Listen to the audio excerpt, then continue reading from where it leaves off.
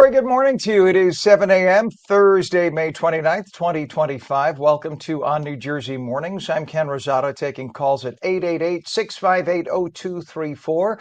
888-658-0234. Could see a stray shower this morning. Otherwise, for the most part, cloudy this afternoon. Highs in the low to mid 70s. Meteorologist Mike Favetta can explain the who, what, where, when, and why with a first check of the Garden State forecast. We like to call it the GSF around these parts, Mike. GSF. I like that. Let's, We're going to coin let's, that term, the GSF, and let's it'll make people Yeah, click let's and play the copyright video on that. the website. Trademark.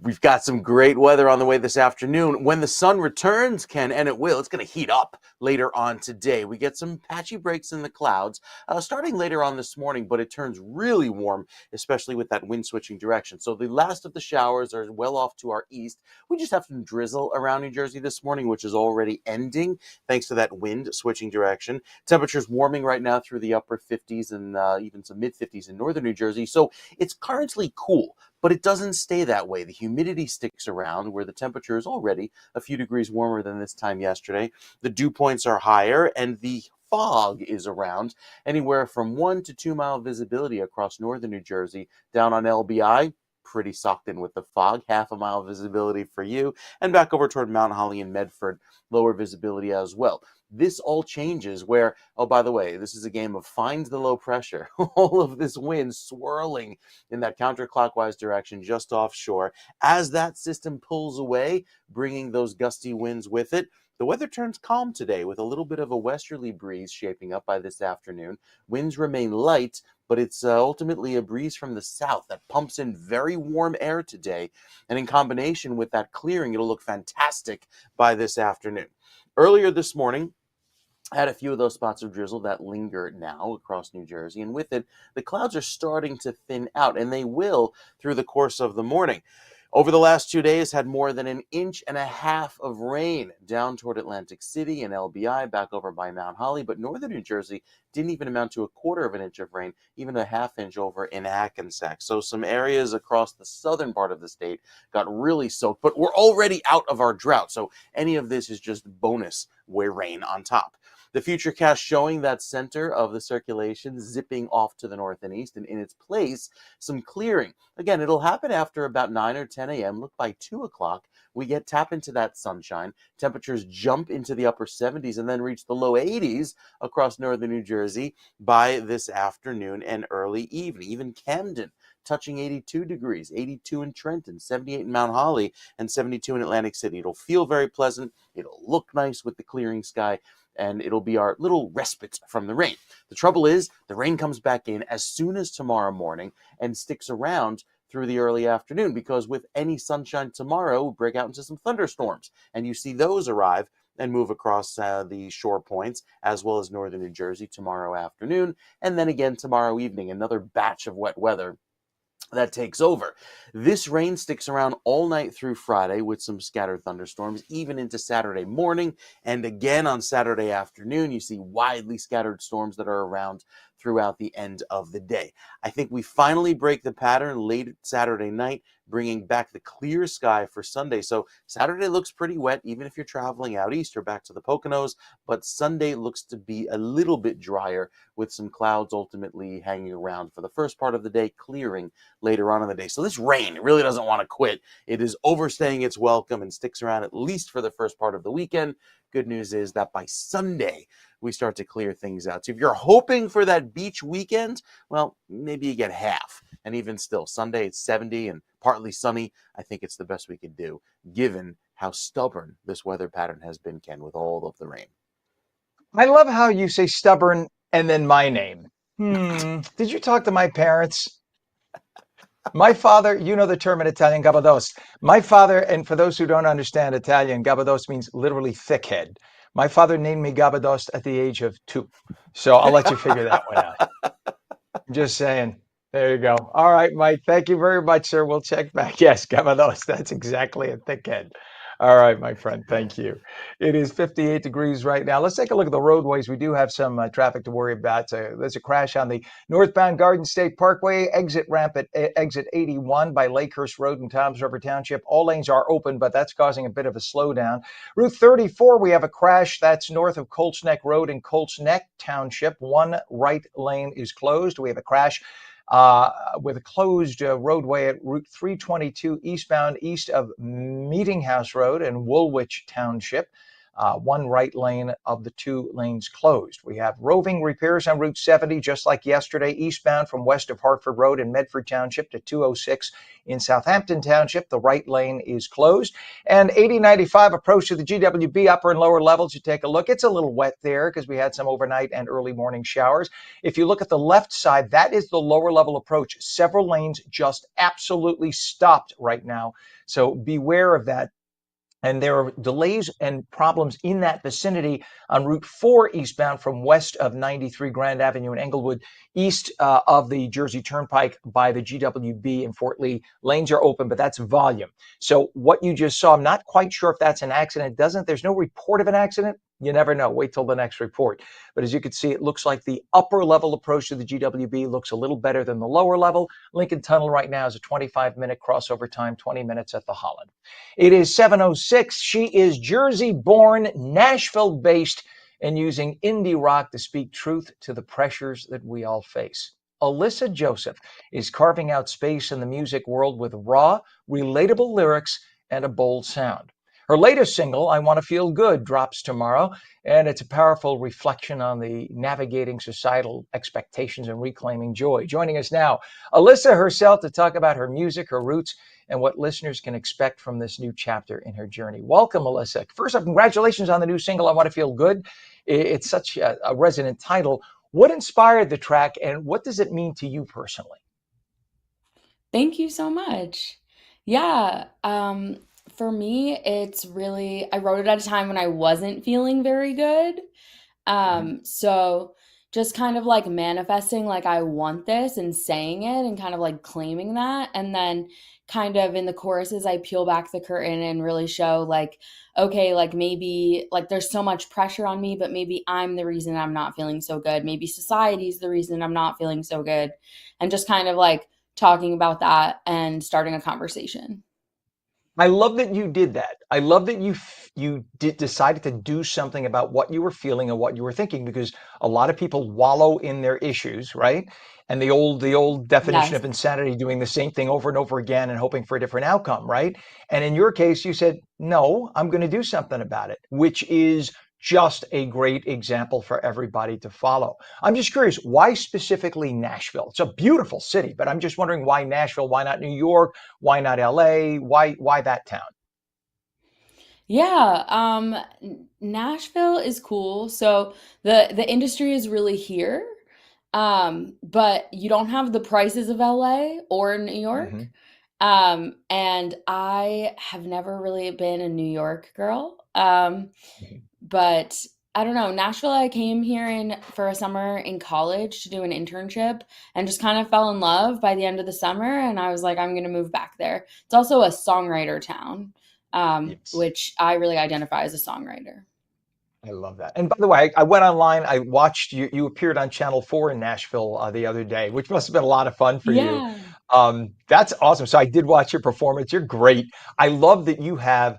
It's all raw soul. You're all about, this is me. Take me or leave me. This is my gut. And some of the biggest stars do that. And so that's a very raw, very real, and very brave approach. I love that. Tell me about the what goes into your songwriting and your performing. Thank you so much. Yeah, for me, like writing is a form of catharsis. So I write to kind of work through things. It's like a tool like journaling. So writing is really cool, and I normally write when I'm feeling most alone. And then when it comes to really sharing that with other people, it's about like I felt really alone in this moment, and I don't want you to feel really alone in this moment. So like if someone else is going through it, like I have put words to it, and like you are not the only one who has experienced that. I love it. And it's like, you know what? I'll go through the pain for you and I'll let you know what it's about. So you may not have to go through the same pain and you could avoid the pitfall. That's great. And you're originally from South Yeah. Jersey. S- South Jersey, for Yeah. people in North Jersey, South Jersey might as well be a different state. People in North Jersey have this attitude of, what, you mean there's something beyond like all the industrial areas of Jersey? What is that? How has growing up in the state of New Jersey influenced your sound and your approach to music overall? Yeah. I grew up like right outside of Cherry Hill. Oh, So beautiful. 30 minutes from Philly. So I would say like I grew up in such a beautiful, like diverse area. Like my town had a lot of different levels of income. It had a lot of different ethnicities. It had like it was just so cool to see that. I think that really shaped who I am as a person and like just I don't know, I know that I'm really lucky, like, not everyone gets that, and also being, like, Mhm. 30 minutes from Philly, um, Philly is, like, very like, the music scene's very grungy. I feel like I kinda took some of that grit with me. Yeah, and you know when I was I'm 58, so I'm a hell of a lot older than you, but I started out as a radio disc jockey. I worked at a lot of radio stations in and around New York City, and I had friends in Philly. And back when I was starting out, the big stations in Philly were all rock stations. Philly, I think, had four major rock stations. New York only had two. So yeah, that's Philly is definitely much more grunge, much more. I mean, just think about the acts that came out of New Jersey. They're all rock related acts. You don't have that many dance related acts, right? And because it's a lot of soul telling and a lot of lyricism involved in the artists that come out of the state of New Jersey. And you've been compared to artists like Sharon Van Etten, Angie McMahon. How do you describe your musical identity and your evolution? Yeah, right now I'm calling it Big Loud Feelings. Um, Okay. so, um, yeah, it's kind of like indie rock, alt rock, um, just kind of like just putting some solid I would say like I've got the tough exterior of rock, but my lyrics and like if you get to the heart of it are very vulnerable. Mhm. That's the best part, that you're not afraid to show your vulnerability. And I would think that's the hardest part of any performer, because you open yourself up to judgment, right? But for you, it's like, you know what? It is what it is. Here I am. Take me or leave me. And that's what's amazing about you as an artist. You're passionate about building community too through music. You even run a DIY music space. Tell us about the DIY music space. Yeah, so me and my partner have gotten really into gardening. So we've created this like beautiful backyard garden. And we were just like, what is the point of having this if we can't share it with people? So we're both musicians. And we started throwing shows once a month, like spring through fall in our backyard. And it's turned into this like really beautiful community. We have normally like three like artists who will play, and then we have like some vendors of like handmade goods or like vintage, and it's turned into this like really awesome beautiful thing. I love it. I love it. I just, you know what? It's funny you say that, because yesterday I was in a town near where I am, Boonton, New Jersey. It's spelled Boonton, but it's pronounced Booton, as only New Jersey can do, right? In its fashion. And Boonton had some tough times over the years, but right now you would appreciate the whole feel. The downtown feel is kind of grunge, but kind of revitalizing. There's like a vintage record store, there's coffee shops. And it's like, as you're describing everything, your music, the scene, and what you have, the gardening. There's that little garden center. I'm picturing like Booton. You would love that community. It's great. And it's very Jersey. I come from lower Westchester County, New York, which is a very different feel. But I love New Jersey because it has that to offer. Now, your single is a preview of your upcoming EP. What can fans expect from the full project? And what are you most excited for them to hear? Yeah, I've been this whole project is with my new producer. His name is Jared Corder. And he has a really cool studio about an hour outside of Nashville. Um, with a bunch of rescue animals. So that was super cool to go record out there and just all of this stuff. It's the first time I've really surrendered and given space to have a producer come in and like really make some like executive decisions. So I'm just excited that like the songs are just like he has made them and elevated them. Like it's something I never could have gotten on my own. So I'm so excited to just Mhm. share more of what I've got going on. And just And that is have the that's people listen to it and love it. Yeah, and that's the job of a good producer, right? They're supposed to be there to Yeah. help you be an artist. You should be just the best artist you can be, and let the producer handle all of that and point out how you could elevate your craft while you just worry about your craft. And that's what you really want. You don't want to worry about the other stuff because it brings you down. Alyssa Joseph, what's a Yeah. website people can check out more information about you and where you're going to perform? Tell us about Yeah. some places you're going to perform. Yeah, alyssajoseph.com. So that's where you can find all of the information about me. Right now, we have a single release show scheduled for next Friday in Nashville at a venue called the East Room. And I'll definitely be posting on my website when I've got some more Jersey or Philly dates coming. I love it, and come back on again. This is great. I'm so excited for you, and we're so proud that you're Jersey born. So all the best to Thank you, you. and keep us abreast of what's going on with the career and the music. We love you. Thank you for coming on. Thank you so much for having me.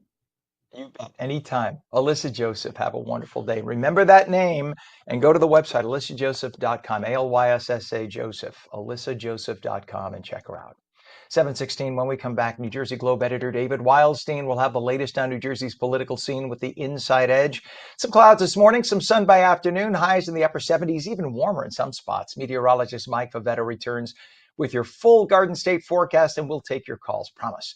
888-658-0234, 888-658-0234. You're watching on New Jersey Mornings. Please do not go away.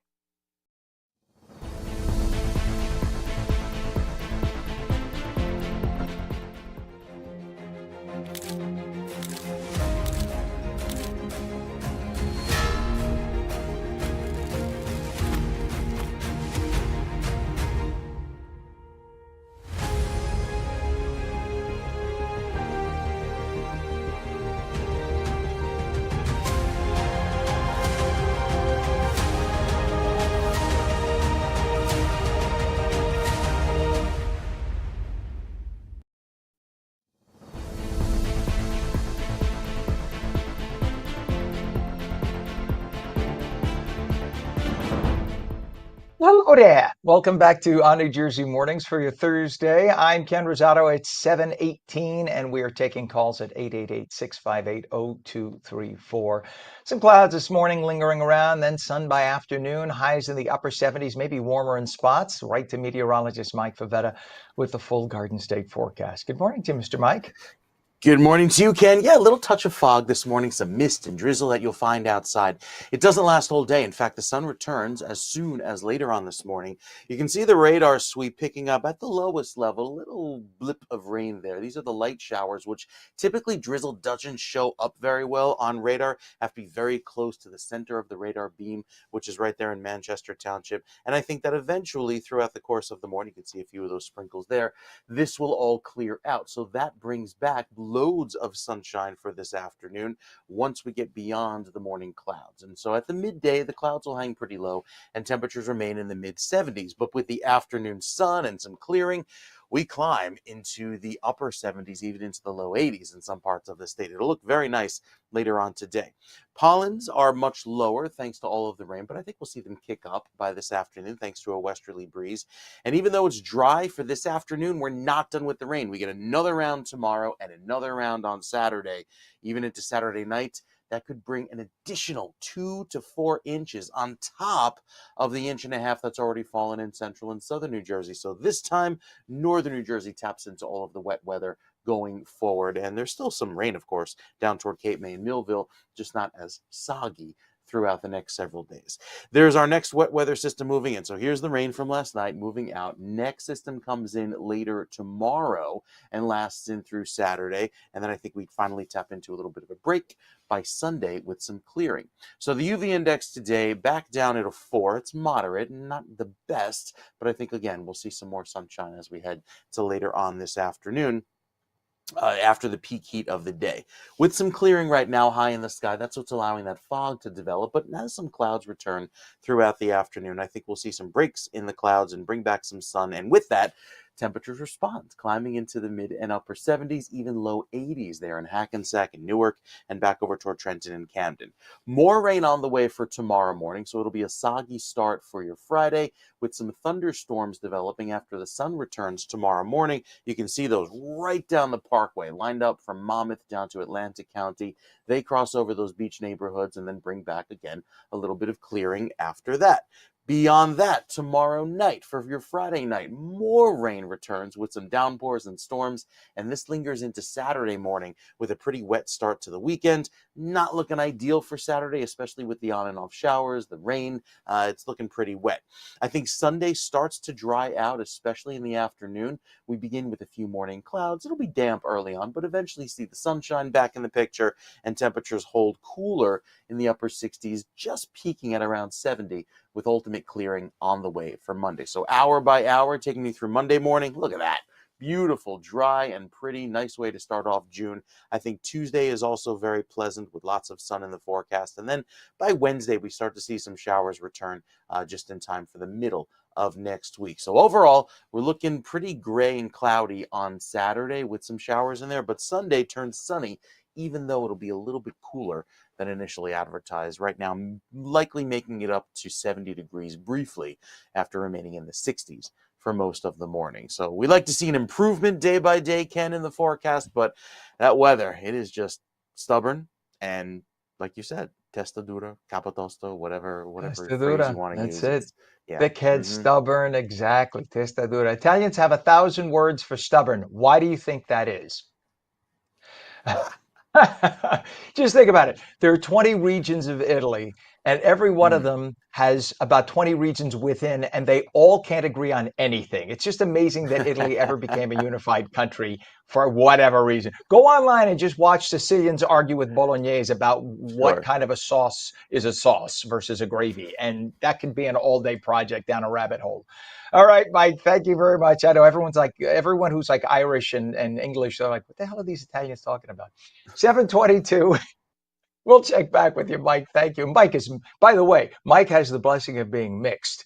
So he's part Czech, I believe, Czech and Italian in his heritage. That's why he's so balanced and common. I'm a lunatic.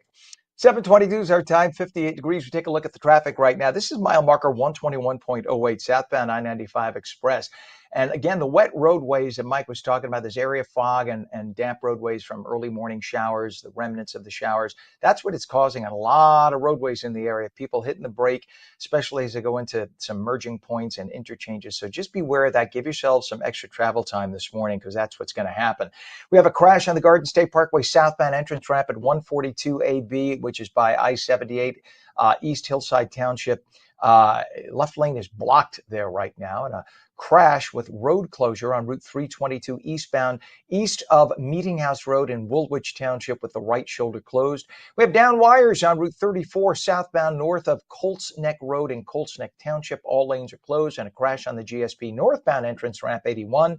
By exit 81, I should say, Lakehurst Road and Toms River. All lanes are open, but there's a lot of traffic through there. Down wires on, down wires on Route 34 northbound, we mentioned Colts Neck Road, and we have roving repairs on Route 70 eastbound from west of Hartford Road in Medford Township to 206 in Southampton Township. The right lane is currently blocked. Take a look at the 8095 approach to the GWB. Very, very, very heavy. There's got to be something on the lower level because those trucks, you see the big tractor trailer there, just barely moving. And that was the case when we came to this picture about 10, 15 minutes ago. So just give yourselves a lot of time. You're looking at a 50-minute, 45 to 50-minute crossover time there. We're told it's 35 at the Lincoln, 30 at the Holland. 724, time now for politics from Trenton. Explained like no one else can do it. Here's New Jersey Globe editor David Wildstein with the Inside Edge. Morning, everybody. It's Thursday, May 29th. Welcome to the Inside Edge. And I want to walk you through just how rare it is for a incumbent New Jersey state senator to be defeated, even under a map that's legitimately fairer than ones in the past. So if you're up to the challenge, pause this video and make a list of the state senators right now who made it to the upper house by defeating an incumbent in the general election. If you just want to listen through, that's entirely up to you. So, of the 40 state senators, just five of them won by toppling a sitting senator. It starts with Shirley Turner. She defeated two-term Senator Dick LaRosa in 1997 by a little more than 7 points in one of the districts that was flipped by Republicans in the 91 anti-Florio wave. Linda Greenstein took out an incumbent, an interim senator named Tom Goodwin in 2010. She won by 7 points. Vin Gopal ousted three-term incumbent Jennifer Beck by 7 points in 2017. In 2019, Michael Testa beat interim Senator Bob Andrzejczak by 7 points in a special election for the seat Jeff Van Drew gave up to go to Congress. And in 2023, John Berzicelli unseated Ed Durr, and I think you're going to guess it by now. Berzicelli won by 7 points.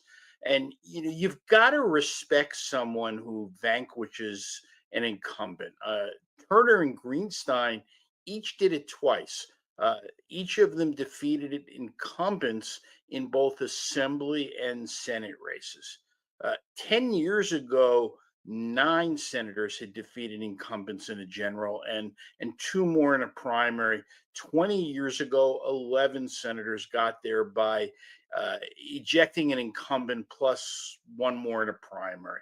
Out of the 40 legislative districts, just 6 of them have an assembly member who won a race where an incumbent lost re-election. One of them is Lou Greenwald, the majority leader and the dean of the assembly. He won his first race in Camden County in 1995. He beat Lee Solomon, future state Supreme Court justice, by 1,600 votes. Greenwald was 28 years old at the time. And in the Democratic gubernatorial primary, 3 of the 6 candidates unseated incumbents in their career. That was Steve Fulop, Josh Gottheimer, and Steve Sweeney. And I'll make it 4 since Mikey Sherrill was successful in forcing an incumbent into retirement. Let me give you the last one quickly. Feel free to pause and write it down, the names. But this time of sitting legislators who beat an incumbent in the primary, either house. It's just 3: Cleopatra Tucker, Christian Barranco, and Vicky Flynn. 3 out of 120. Will there be more this month? That's all for today. Thank you for listening, and I'll be back tomorrow. Like a walking professor of politics. The man is unbelievable. And by the way, he doesn't use a teleprompter and he doesn't use a script. That is all off the top of his head. David Wildstein amazes me every day. 728. We had a tragic head-on collision in Hopewell Township. It's claimed the life of a Lenape, or Lenape, excuse me. Pam, remind me again? Lenape, forgive me. I'm not from that part of town, so forgive me. Lenape High School senior, and left 2 other students seriously injured. The crash occurred about 12:30 yesterday, or Tuesday afternoon, I should say. This was on Route 31 when a Honda Civic veered into a tractor trailer. Principal Tony Catani confirmed the 3 students, all friends from the class of 2025, were involved in that horrible crash. 729 in Paramus, a high-speed chase ended with the arrest of 4 suspects, including a 12-year-old boy late Monday night. Police spotted a stolen red BMW M3. It fled onto the Garden State Parkway. The vehicle stopped in Clifton, where 3 adults and the boy were detained, and they were charged with receiving stolen property. A 5th suspect is at large. During the arrest, the BMW rolled over an officer's foot. In Manville, a father and son have been sentenced for detonating a homemade explosive at Cooper Street Park last July, injuring a Bridgewater man. Thomas Kaiser, who is 60, received 6 years in prison and must pay $38,000 in restitution after pleading guilty to charges including causing widespread injury. His son, Eric Kaiser, who's 29, got 3 years probation with a suspended jail term and matching restitution. The explosion, caused by a metal tube device, sent shards flying, severely injuring a 34-year-old man and damaging homes and vehicles. And in Washington Township, Councilman Richard Bennett faces 2 counts each of harassment and forgery after allegedly mailing venomous and anonymous letters to school board members Connie Baker and Patricia Blome. Surveillance footage from the Blackwood post office shows Bennett mailing the letters May 12th using another board member's name. Bennett, who surrendered to police, denied involvement despite clear evidence. A court date is pending. Whether you're a homeowner, a renter, or a small business owner, chances are that you've noticed your electric bill is climbing. Well, there's a new bill sponsored by Senator John Berzicelli aimed at addressing that, with lawmakers calling on the Board of Public Utilities to launch a full investigation into the regional pricing system and what determines how we all pay for our power. Last time the auction was held, which was a couple of years ago, the electricity was being bought at $28 a megawatt hour. I think I have the term correctly, but nonetheless, it was $28. They did an auction last June, July, and the new bid number that the new price was going to be paid was $270 for the same unit of electricity going into the grid. It's a 10 times increase. And no one banged on a table. No one was outraged. As we got into it with hearings, it's very clear that the auction process didn't serve us. It was flawed. And the questions we still haven't got answered was there, did vendors talk to each other? Was there a price set prior to the auction? What are their bidding rules? There's great secrecy around this, which we're trying to break through, and that's what we're asking the BPU to get us that information.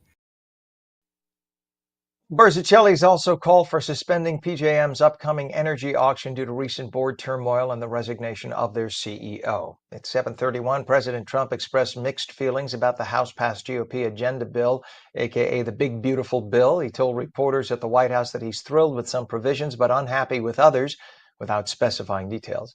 His comments follow criticism from Elon Musk and some GOP senators over the bill's projected increase to the federal deficit as negotiations continue within the administration. They have foreign students. About 31% of their students are foreign-based, almost 31%.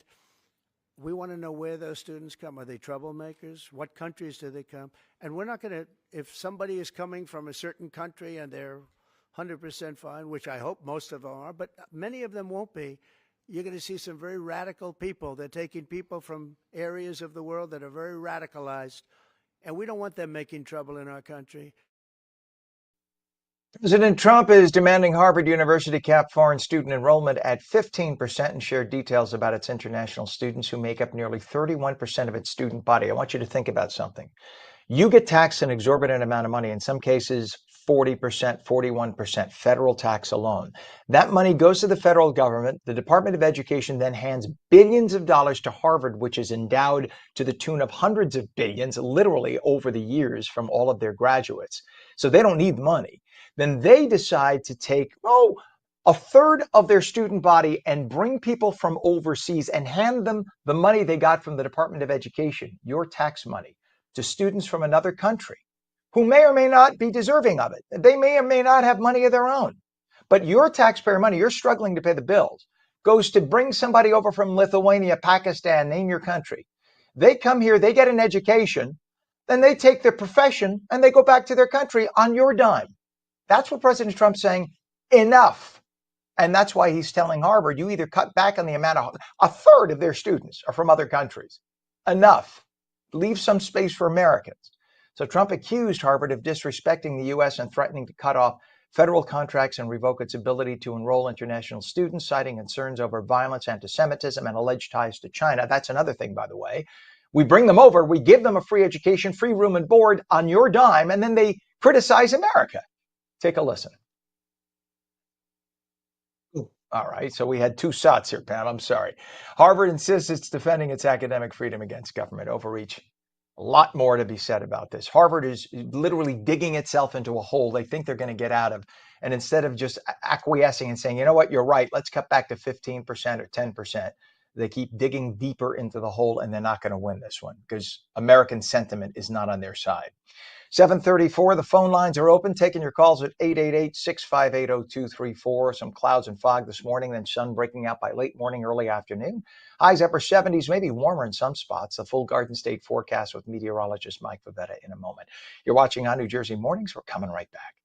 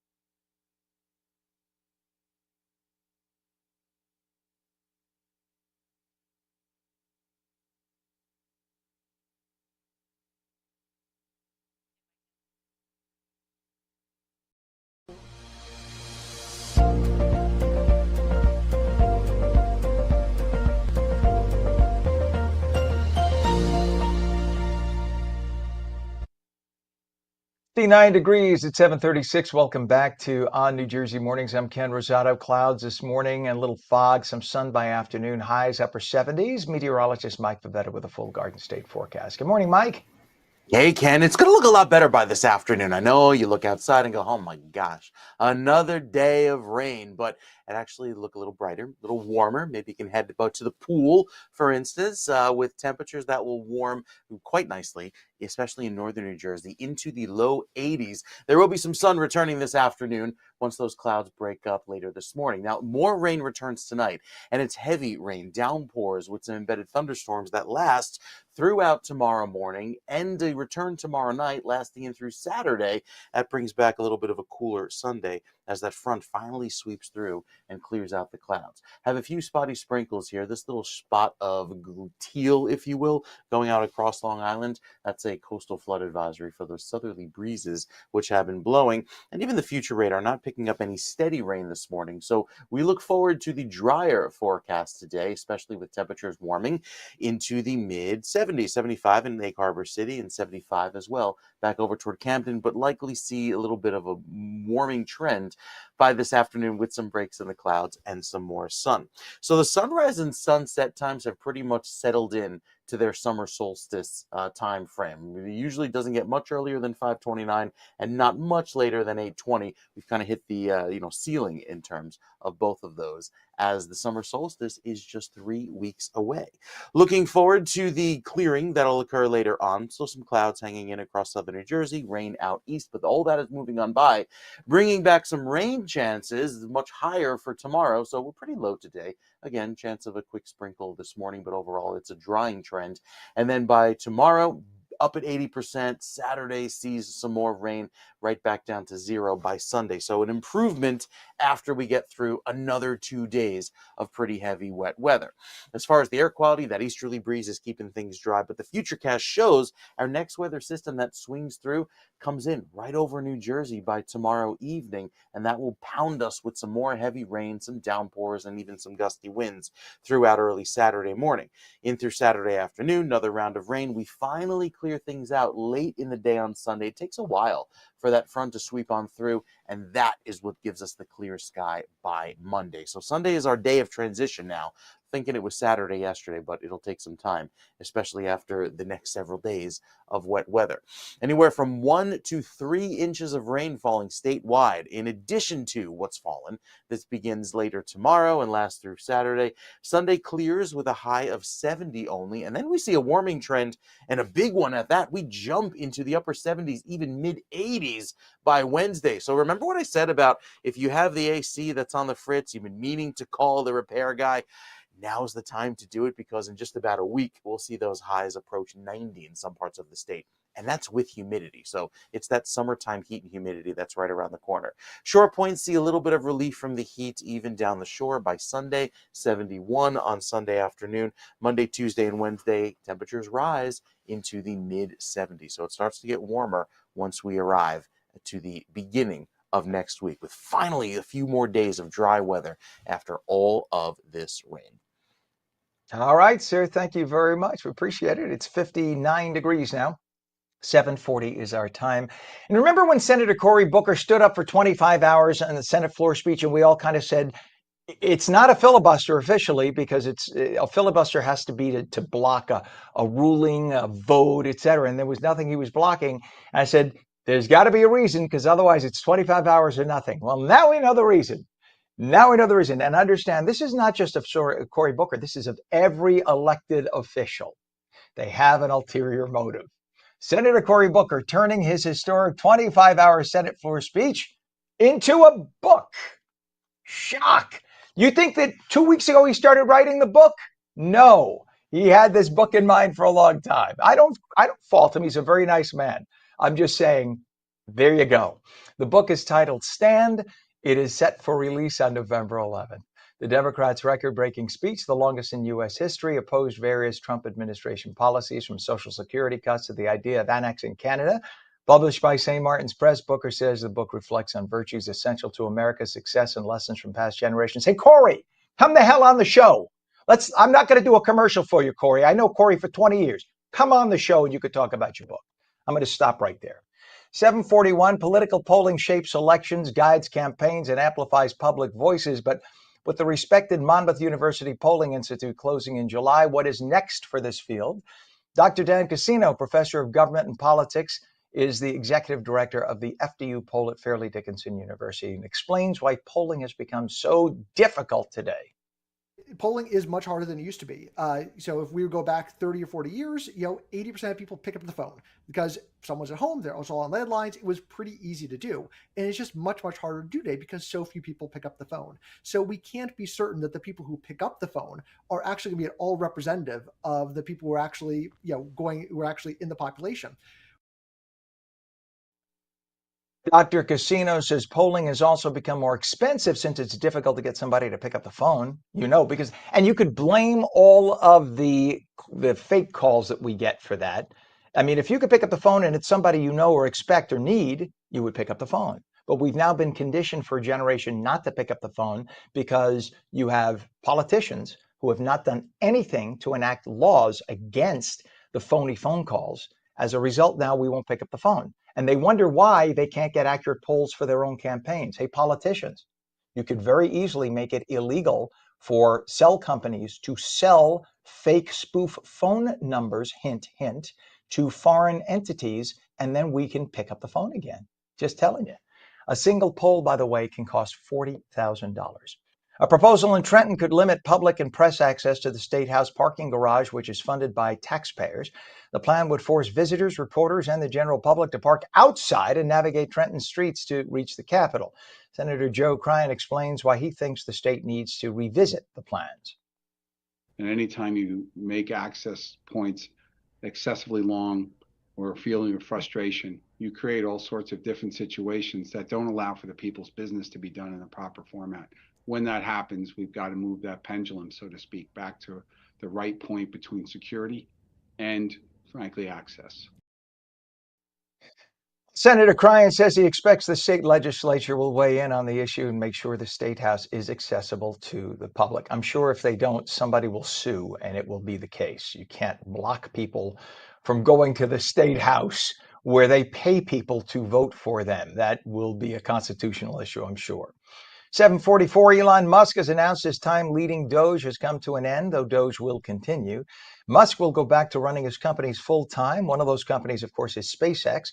Check out this amazing video as SpaceX has just sent another batch of its Starlink internet satellites aloft from Florida's Space Coast. A Falcon 9 rocket topped with 27 satellites on top launched the Starlink mission from NASA's Kennedy Space Center yesterday morning. The Falcon 9's first stage booster came back to Earth about 8 minutes later as planned, touching down in the Atlantic Ocean on the SpaceX drone ship. It was the 19th launch and landing for that particular reusable booster, so it saves a lot of money for the company.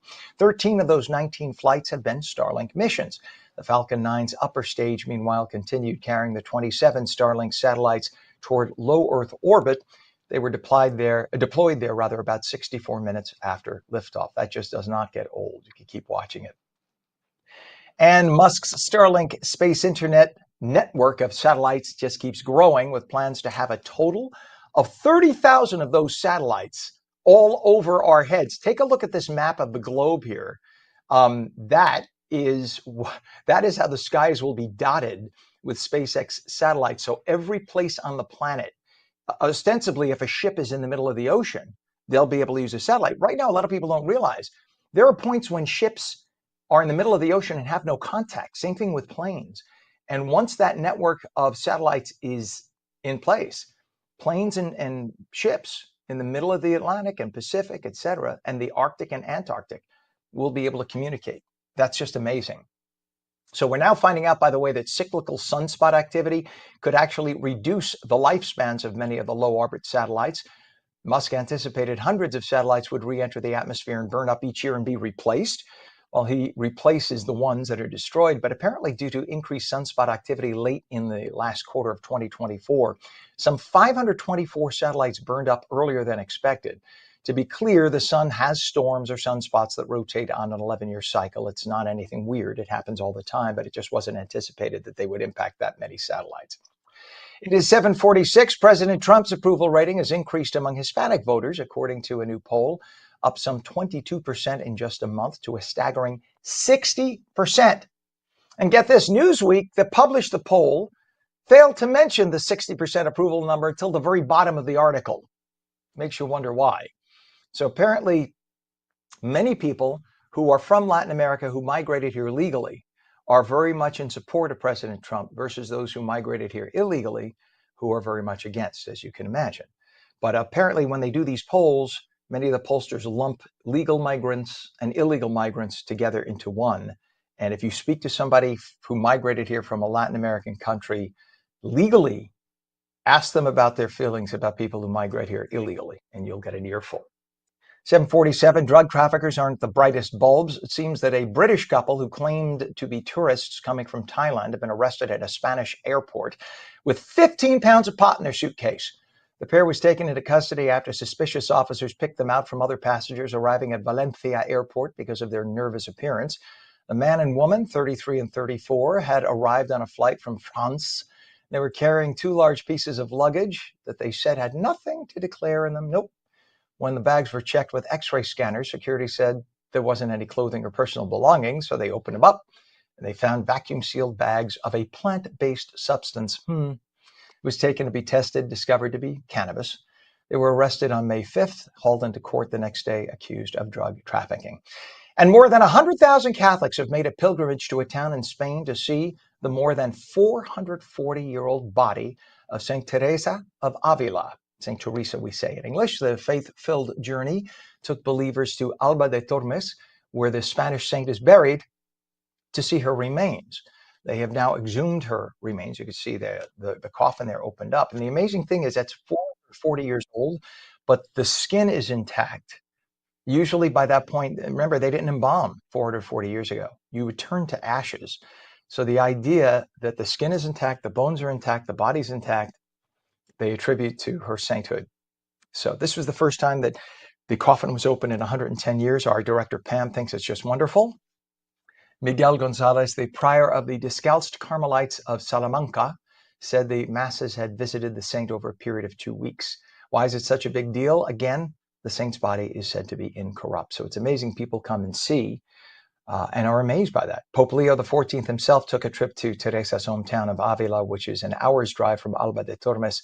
Among other things, St. Teresa is known as the patron saint of headache sufferers. So when our director Pam gets a headache from hearing me talk, you could pray to St. Teresa to intervene.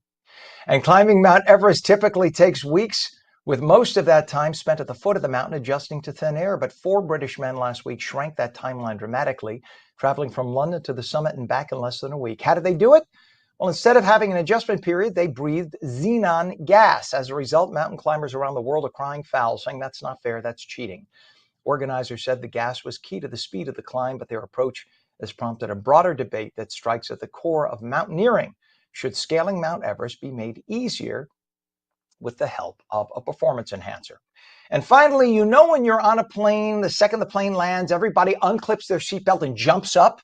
Well, now in Turkey, if you do that, you will be fined $75. Isn't that something? Because it is illegal. You're still on an active taxiway until that plane comes to a stop at the gate and the seatbelt sign goes off.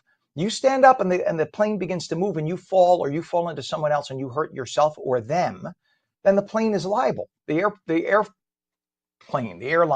airline, right? That's what we say in English, is held liable. So they're saying, sit in your damn seat until we tell you. It's only another 2 seconds.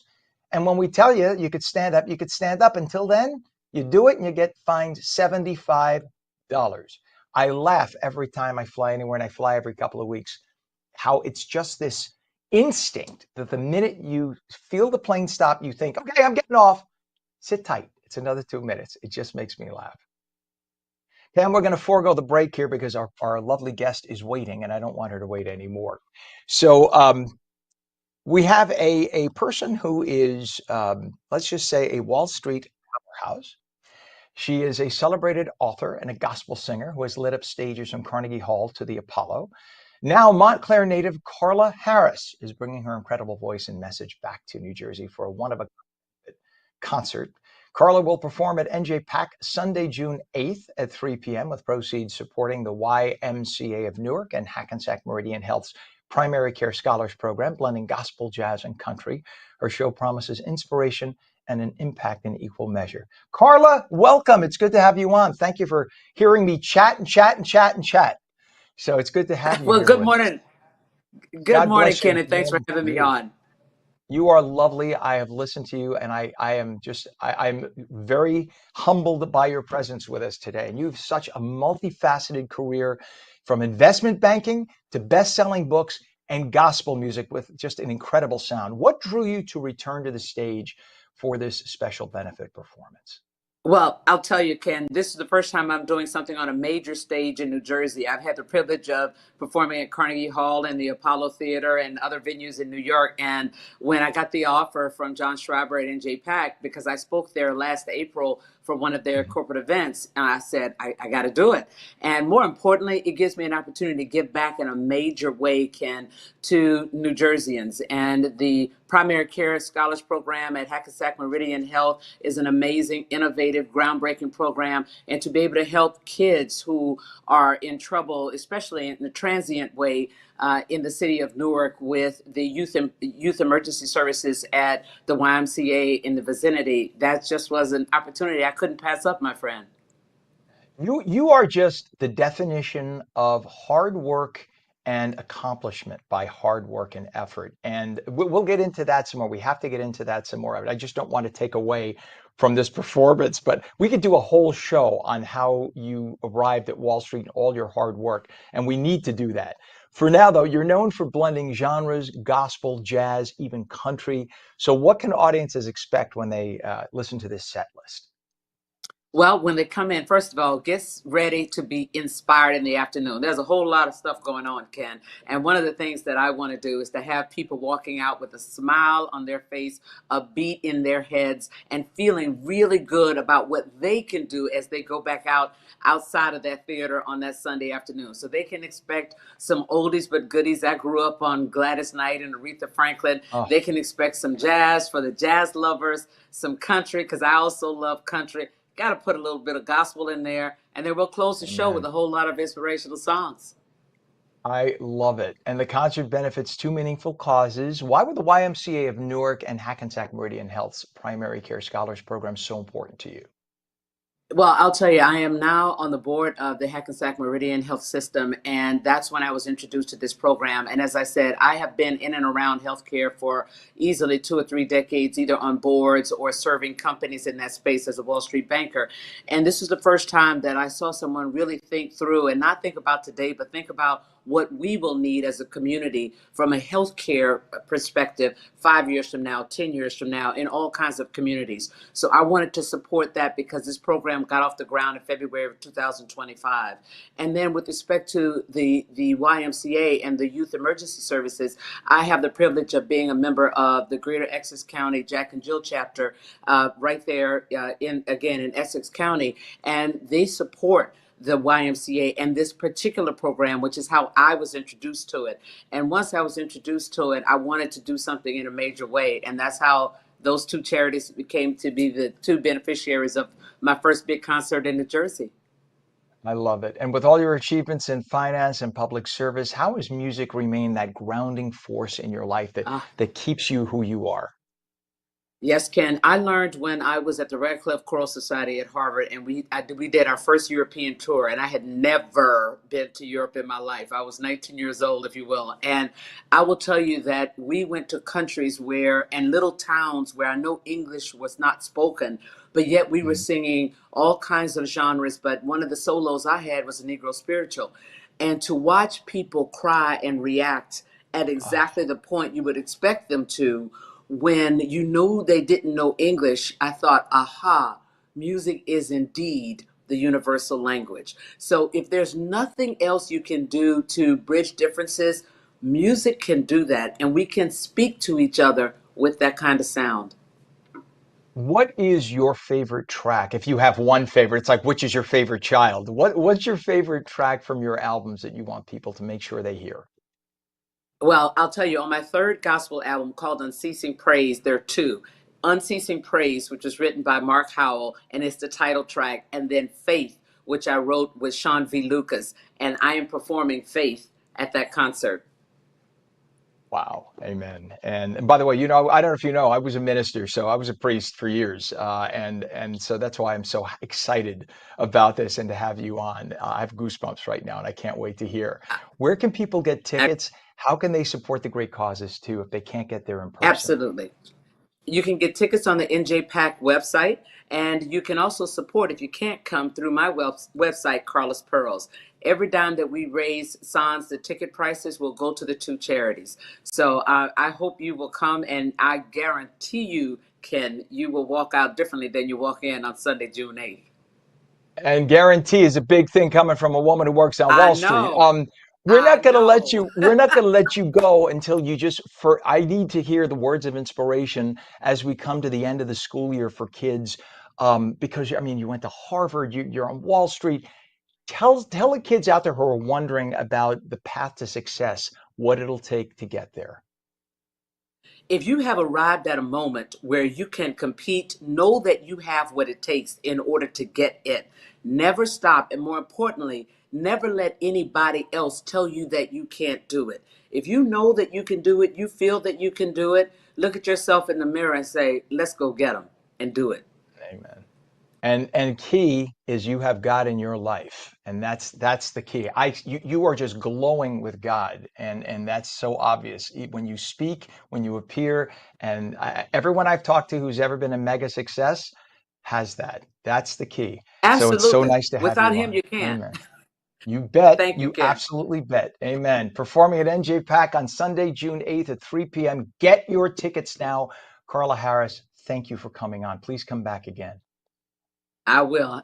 Thank you for having me, God Ken. bless you. God bless you. Have a wonderful performance. We'll see you then. And God bless All you. right. Thank you. Thank Bye-bye. you. Thank you. It is 7:58. When we come back, a wealthy New York City suburb is set to revolutionize property record management by tokenizing $240 billion worth of real estate deeds on the Avalanche blockchain network. What does this mean for you? We'll explain.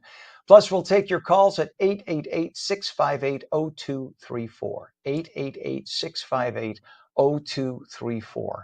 Some clouds this morning, then sun burns through this afternoon. Maybe a little fog this morning, too, to watch out for. But again, the sun comes by late morning, early afternoon.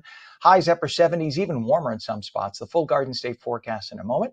You are watching ONNJ Mornings, seen daily at ONNJ.com, Roku, Fire TV, news on Samsung TV Plus, Apple TV, YouTube, Facebook, and X, and now stream live on Rumble and Twitch at twitch.tv/ONNJ. We'll be right back.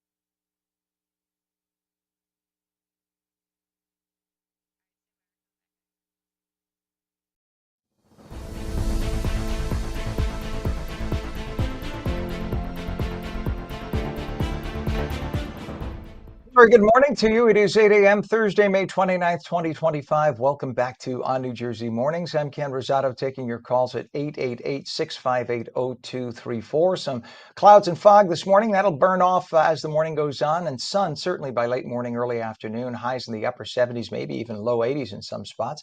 Meteorologist Mike Favetta. I apologize about blowing through the 745, Mike. He's standing there ready to do a forecast, and Rosato just can't shut up.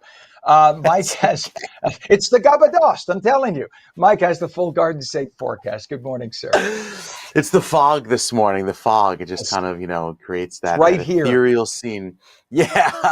Well, you look outside, it looks like Narnia. I mean, you've got this fog that's so thick in some spots in New Jersey, bringing visibility down to less than a mile. We'll show you that coming up in just a bit, but temperatures are cool, starting to warm up and meet that dew point. That's what helps create the fog. With the temperature change, a little bit warmer than yesterday in many locations, and where the dew point meets the temperature, that's where you have 100% saturation, and that gives you fog. And that's the case across many coastal locations this morning, like in Tom's River, 1 mile visibility for you, over toward Newark and up by Hackensack, 2 and 1 mile visibility, and down over in Medford, 2.8 miles. So with that visibility dropping between, say, now and about 10 a.m., we'll start to see the improvement in visibility with that fog lifting in through the afternoon. There's the circulation, the swirl showing the center of the storm, pulling away quickly. I mean, it zips out across the northeast over the next several hours, bringing back a little bit of a southerly and southwesterly breeze into this afternoon, which helps us not only clear out, but warm up very nicely. High temperatures by the end of the day will feature temperatures that could reach the 80s in some parts of the state. Had a few early morning sprinkles and drizzle. That has now moved on by. And so now as those clouds start to part, we'll see the sunshine break through into the end of the day. Had more than 1.5 inches of rain on LBI, a good soaking over the last 2 days. Even northern New Jersey tapping into about 1/2 inch of rain there from Newark and Hackensack. But those numbers, I think, will be much higher after the additional rainfall that comes in beginning late tonight into tomorrow. First, breaks of sun, and that'll help temperatures warm into the upper 70s and low 80s, 82 right there toward Trenton, 82 in Camden, and staying quite pleasant 79 throughout this afternoon into the early evening in Newark. Then some more rain comes in tonight, gives us a good soaking in through tomorrow morning. Some showers and storms develop along the Parkway later tomorrow morning into the early afternoon, and then we get some breaks of sun behind that. So we're back in the 80s again tomorrow for a good deal of sun in the afternoon. But then by tomorrow evening, watch how more storms move in across southern New Jersey, moving into the northern part of the state. So pretty wet for your Friday night plans. And then this is our next weather system that kind of sits and lingers, giving us some showers into early Saturday. Showers return into Saturday evening. So we're not done or out of the woods with the rain by any means, especially for the first half of the weekend, as those showers linger throughout Saturday night. I think Sunday starts off a little drier. It'll still be cloudy, but with that westerly breeze, we try and clear out some of that wet weather and bring back some breaks in the sun by Sunday afternoon. Next few days featuring another round of rain, and it's going to pile up. Anywhere from 1 to 3 inches of rain will fall because this comes in heavy downbursts, or downpours, I should say, not downbursts, going into early Saturday. By Sunday, we start to see the light at the end of the tunnel and bring back warm weather. We're talking heat, Ken, and humidity going into the end of next week. Those details coming up on the 7-day in just a few minutes. All right, Mike, thank you. And Mike, you were talking about fog in the area this morning. Stay on with me too as we bring this up, if you don't mind. Mile marker 116.2, exit 116. Look at that, Whoa. Mike. That Yeah. is fog. Now, the reason why I think that's so bad, that's closer to the water. This is on the Garden State Parkway at Holmdel. This is by the PNC Arts Center. This is their parking lot, actually. But take a Oh my look. I goodness. mean, this is what you were talking about, Narnia. There's your Narnia. There it is. I aim to please and present to you Narnia. All right, Mike. So this is why Mike is saying be careful out there this morning, but it will burn off by late this morning into early afternoon. We'll check back with you, Mike. Thank you very much. 58 degrees right now at 8:05. Some more traffic to tell you about. We have a bit of flooding on the roadways on Route 44 southbound north of Paradise Road in West Deptford Township. All lanes are closed there right now. We also have a crash on the Garden State Parkway northbound, north of exit 147, Clinton Avenue in East Orange. The center lane is blocked, and a crash on the GSP northbound, north of exit 135, which is Central Avenue in Clark with a lane block there. Disabled tractor trailer on the Turnpike, outer roadway northbound, north of interchange 14, which is 1 and 9 in Newark with the center lane block there. Another crash on the Garden State. This is at 142A, which is I-78 East in Hillside Township. All lanes are open, but there's a lot of delay through there. Crash investigation, Route 82 eastbound, east of Salem Road in Union Township. All lanes are closed there.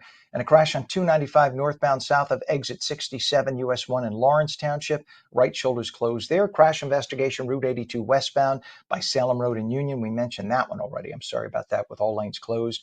And take a look at the 8095 approach. There are like another 10 crashes, by the way. This is the 8095 approach onto the GWB. It's about a 50-minute crossing time right now, all due to volume. You can see a very slow approach. Again, if you look, the right side is your upper level. That has been better than the lower level all morning. Look at the truck lane there in the lower level has been bumper to bumper stopped for about an hour now. So take the upper level if you can. Either way is slow though. 35 minutes at the Lincoln and 30 at the Holland. 8:06, a groundbreaking move in Bergen County, where a wealthy New York City suburb is set to revolutionize property record management by tokenizing, and we'll explain that, tokenizing $240 billion in real estate deeds on the Avalanche blockchain network. So that means instead of being on money, cash money like US greenbacks, it's on a token called Avalanche. So this ambitious project claims to digitize 370,000 property deeds, serving nearly 1 million residents across 70 municipalities, and what's being called the largest property deed tokenization effort in the United States. Joining us to discuss this and to explain it better for those who don't understand what tokenizing is Carlos Ivan Marino, our friend from Stand with Crypto, an organization advocating for blockchain and cryptocurrency adoption. Carlos, thanks for being with us. It's happening now. It's not a matter of someday this is going to happen. It's happening. This is huge. So start by explaining what it is to tokenize property deeds in a blockchain like Avalanche, and why Bergen County's decision to do this is such a huge deal. Sure. And thank you again, Ken, for bringing me on the show. So pretty much I just wanted to say that imagine if you could buy, sell, or invest a fraction of, it could be a luxury apartment building, a fine piece of art, or even a government bond. And it can be done all through your smartphone. So there is complete transparency and there is security. So the whole thing behind what's going on in Bergen County is that instead of having a paper deed, what they're doing is they're digitizing the, just like these property deeds. And what that does is that it's actually going to streamline government services by, having it readily available for anybody to come on. And by streamlining this, what you're doing is in the end, you will be saving taxpayer dollars, which is a good thing. And you're also making it easier for people to find the information that they're looking for. So like when you take a look at it, this is a really, really good move. Because if you think about it, I'm sorry to step on you there, Carlos. When you think about it right now, think of all the antiquated paperwork. If you're going to buy a property, right, you have to file when you go to the closing of the property. It's like an inch thick of paperwork that has to be filed with the city, with the county, with the buyer and the seller, and then that gets digitized into a computer. By doing it this way and having a solid financial situation with something like Avalanche blockchain, it's all one step. It's simple. Everybody gets a copy of it. It can be done, as you said, with the simplicity of your phone. Yes. It's just crazy to think of how much this streamlines the whole process. And this is just the beginning, because the beauty also behind this is that you are looking at like revenue recovery, because this company, they have done something similar to this in other New Jersey in municipalities, not in a county, but in a municipality, and they were able to like find about $1 million in lost municipal revenue, which is huge when you take a look at like how property taxes are in the state of New Jersey. Oh, heck yeah. Now, this is being done specifically with Avalanche, right? And not Yeah. all, we're not talking about all, this is just Avalanche. So literally, did the people behind Avalanche come up with this and market this to the municipalities? Is that how that happened? No, so I believe that the company Balcony is working with Avalanche in order to move this forward. So they're the ones that. So Balcony is the company that they must have reached out to, like Avalanche, and they've worked together to try and get this moving forward.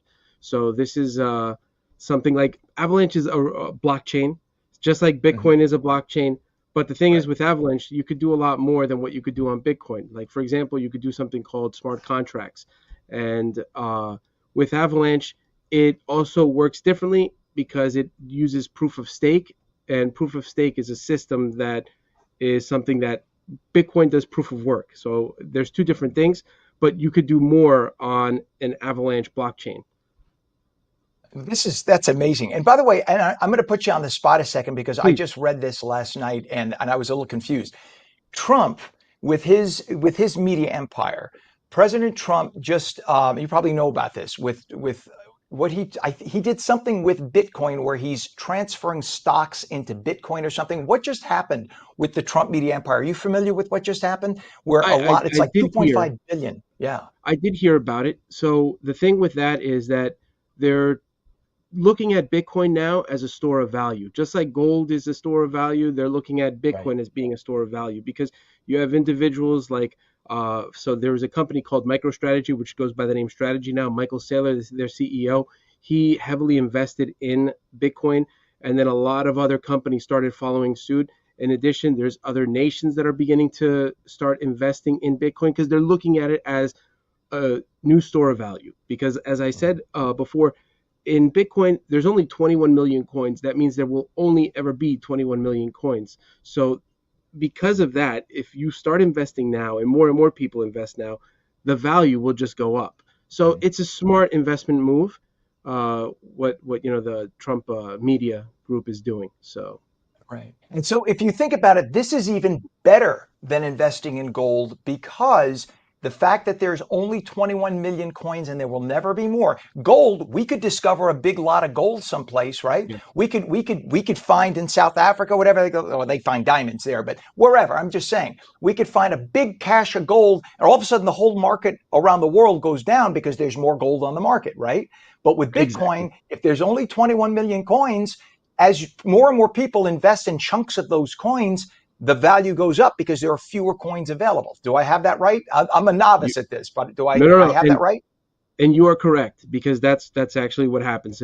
Because if people find more gold, then the value of gold is going to go down. But the thing with Bitcoin is there's only 21 million tokens, and then there will only ever be 21 million. So the people that are looking at this as a store of value is like it's a big deal, because not only are you seeing corporations do it, but now governments are beginning to get involved. And you could see across the country, there's stuff like Bitcoin reserves that are starting to pop up there's several states that have started looking into that.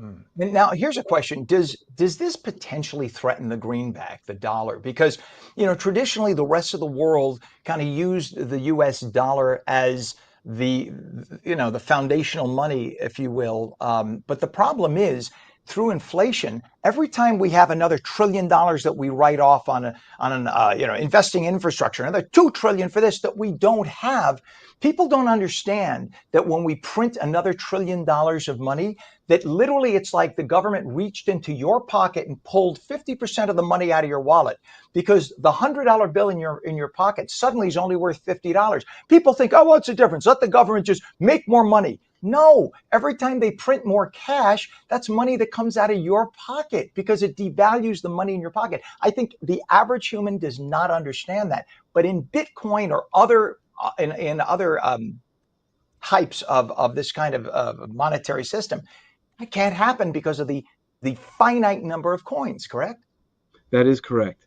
And you're right. And to answer your question, when you talk about, will it weaken the dollar? No, actually, it's going to strengthen the dollar, because the thing is, okay, people currently they're buying Bitcoin as a store of value. But what happens when they want to use their Bitcoin? They want to turn it into dollars, in order to, or currency. So what they're going to do is there's two options. You can either sell your Bitcoin or you can lend out your Bitcoin.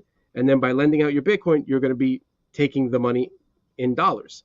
So in my opinion, what it's going to do is just going to strengthen the dollar. Just like when you take a look at the stable coins, it's backed by U.S. Treasury bonds. So it is going to strengthen the currency. I love it. And didn't California's DMV recently do something with this system as well? Yes. So California, the interesting thing is that they digitized 42 million car titles, and it's on the Avalanche blockchain. So it's amazing. It's amazing. What's Carlos? Yeah. I could literally pick your brain. So I'm going over here because I could just listen to you for hours. This is fascinating, and I think it's something that needs to be taught at the high school level and college level, again, because I think too many people have gotten away from understanding. Kids don't even know how to balance a checkbook. They don't even know what a checkbook is anymore. And I think they have to learn more about this. This should be basic education. So I love when you come on. What is your website, so people can get more information? So standwithcrypto.org. If they wanted to get more information on stuff, they could always go to standwithcrypto.org. All right. Well, Carlos Ivan Marino, I love having you on again. Please come on again and again, because I always come away with, I feel like, a college degree of education when I talk to you. It is awesome to have you on. My pleasure. Thank you. All right, my friend, you be well. It is 8:16, and when we come back, Elon Musk leaves behind his government role as head of Doge to return to running his companies. We'll speak with former TV news anchor and my personal friend for many years, Dave Bondi, host of Keeping It Real with Dave Bondi, about why the media always sides with the left, never crediting Musk or the Doge team for their efforts. Clouds this morning and fog too. Some sun by afternoon, highs in the upper 70s, 80s in some parts. Meteorologist Mike Favetta comes back with your full Garden State forecast, and we'll take your calls at 888-658-0234. You're watching ONNJ Jersey Mornings. Don't go away.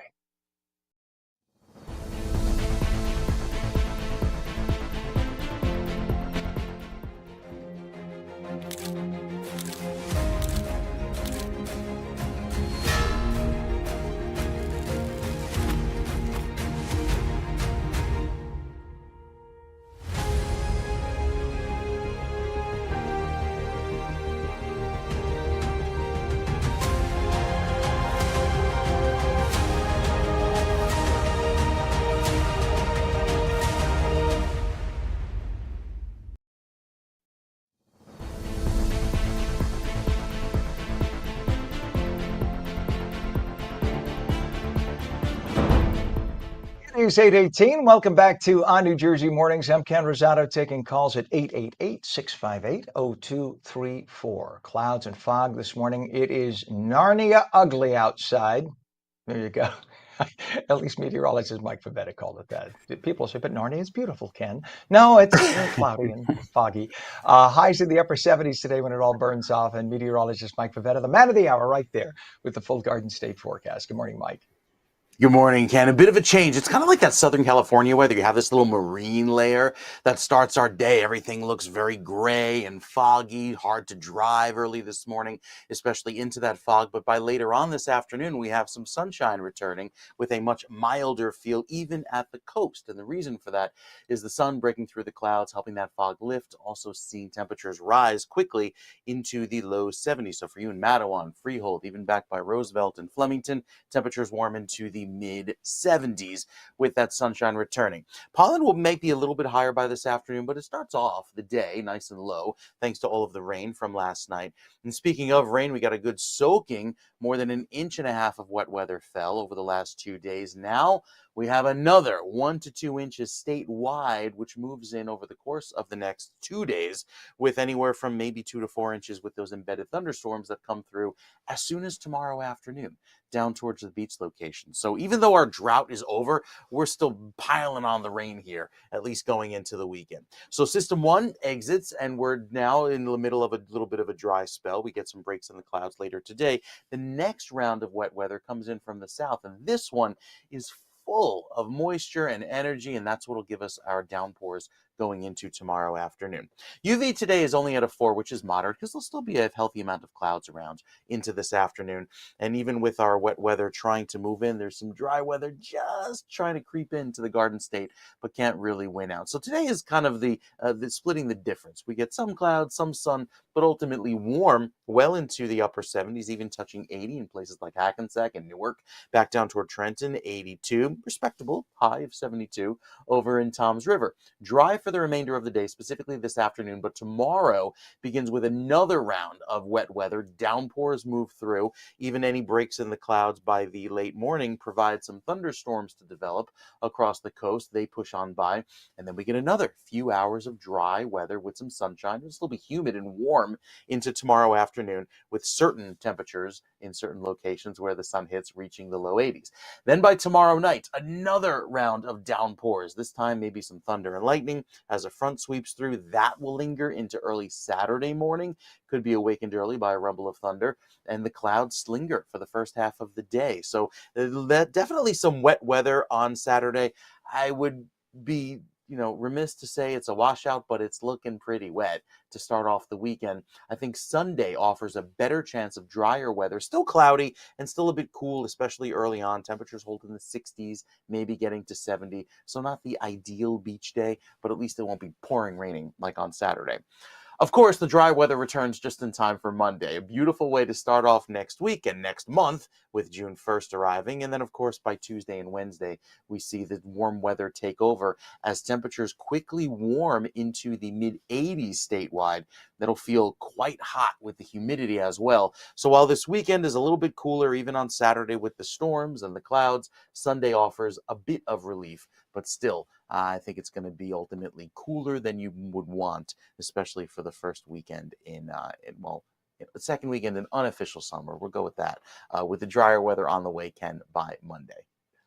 There you have it. We appreciate you, Mike. And I just get a kick out of the dense fog in some of the areas. So it seems that the closer you are to the ocean, the denser the fog. So, and that's, as you said, the marine layer coming in, right? It's, what is it? The hot. Let's see if I can remember from paying attention over the years. The warmer air colliding with the lower air and the colder air, rather, and they're kind of going over each other. So the humidity and the dense, it's basically a cloud on the ground, right? Stays low because of it. Do I have that? Yes, the definition of fog is a cloud at the ground. So you're exactly right. You have air reaching saturation, and A plus, good job, 10 for today. Someday I want my junior weather badge. Someday you will give that to me. I will just keep kissing butt in the meantime and hope that I will eventually earn that. Thank you, Mike. He is so good. You are the calmest, nicest man. He really is that way on and off the air, by the way. I do not deserve to work with that man. It is 8:23 right now. And by the way, we do have a lot of traffic to talk about. Flooding on Route 44, southbound north of Paradise Road in West Deptford Township. All lanes are closed there.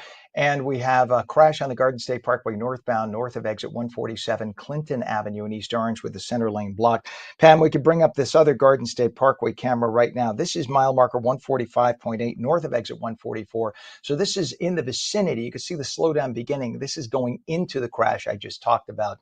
So that's why you see the cars beginning that slowdown. It goes for about 2 miles from where these vehicles are located now. We have a disabled tractor trailer on the Jersey Turnpike outer roadway northbound, north of interchange 14, which is the 1 and 9 Newark exit, with a center lane blocked and a crash investigation. Route 82 eastbound, east of Salem Road in Union Township, with all lanes closed. Right now, the 8095 approach to the GWB into Manhattan, you can see bumper to bumper.